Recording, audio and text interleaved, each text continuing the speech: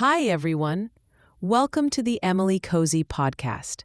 Today, we're diving into a super important topic: how to stop translating in your head and start thinking in English.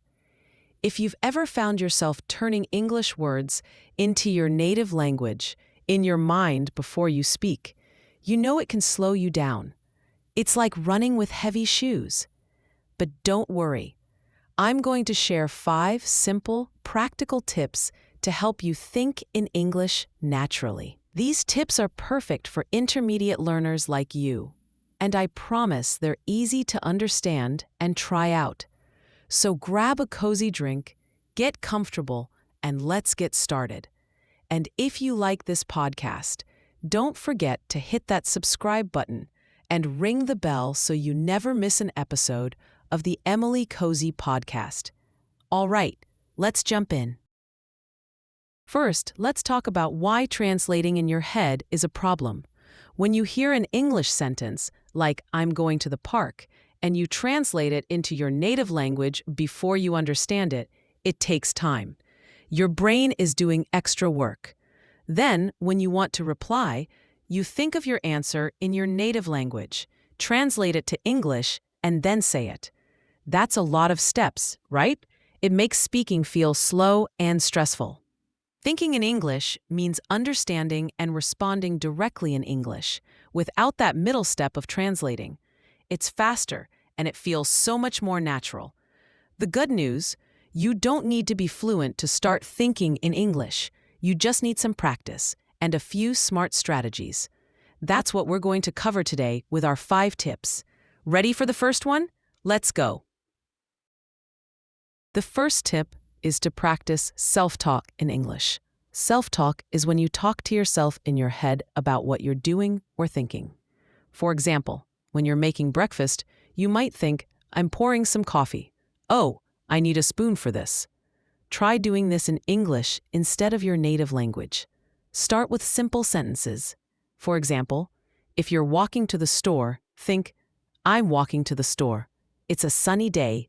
I need to buy milk." Don't worry about making perfect sentences. Just use the English words you know. The goal is to get your brain used to forming thoughts in English. Why does this work? Because self-talk is private. No one hears you, so there's no pressure to be perfect. You can practice anytime, anywhere, while cooking, cleaning, or even taking a shower. Try it for 5 minutes a day, and you'll start to notice your brain switching to English more easily. The second tip is to describe your surroundings in English. This is a fun way to practice thinking in English because you can do it wherever you are. Look around you right now. What do you see? Try to describe it in your head in English. For example, if you're in your room, you might think, "There's a blue chair in the corner. My phone is on the table. The window is open." Use basic words and short sentences. If you don't know a word, that's okay. Just describe it another way. Like, if you don't know the word curtain, you could say, "There's fabric on the window." This exercise helps because it connects English to the real world around you. It trains your brain to link objects and actions directly to English words, instead of translating from your native language. Try doing this for a few minutes every day, like when you're waiting for a bus or sitting in a cafe. It's like a mini English workout for your brain. Tip number 3 is to watch English videos or shows and think about them in English. This one is super fun because it involves movies, YouTube videos, or TV shows you already love. The key is to engage with the content in English, not just watch passively. For example, while you're watching a cooking video on YouTube, pause it sometimes and think about what you just saw. You could think, "She's cutting vegetables. The soup looks delicious. I want to try that recipe." Or if you're watching a funny show, think, "That joke was hilarious. Why did he say that?" The goal is to summarize or react to what you're watching in simple English sentences in your head. This helps you practice forming thoughts in English naturally. Plus, it makes watching videos feel like productive language practice. Here's a tip. Choose videos with subtitles in English at first. This helps you connect the words you hear to the words you see. Start with short videos, like 5 or 10 minutes, and try thinking in English for just a minute or two. Over time, you'll find yourself doing it without even trying.